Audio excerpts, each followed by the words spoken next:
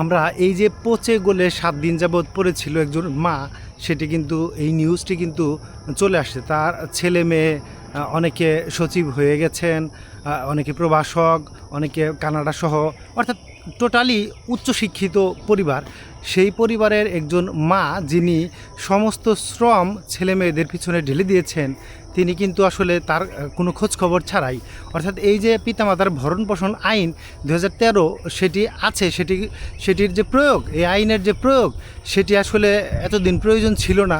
কারণ হচ্ছে আমাদের দেশের সন্তানেরা মা ভক্ত ছিল এবং মায়ের প্রতি শ্রদ্ধাশীল ছিল এবং তাদের দেখভাল করত, কিন্তু সেটি যেন শিক্ষিত হওয়ার সাথে সাথে হারিয়ে যাচ্ছে।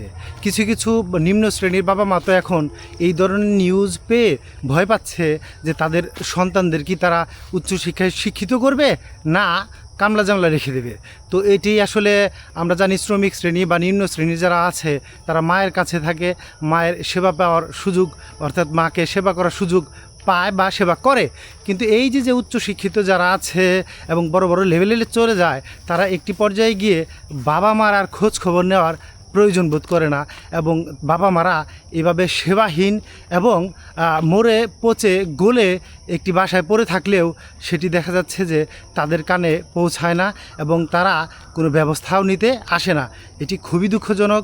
আমাদের দেশে এহেন পরিস্থিতি, এই যে সমাজের অন্যান্য লোক বা নিম্ন শ্রেণী বা মধ্যবিত্ত শ্রেণীর মানুষের উপরে সবচেয়ে বড় ধরনের প্রভাব ফেলবে শিক্ষিত না হওয়ার বিষয়ে।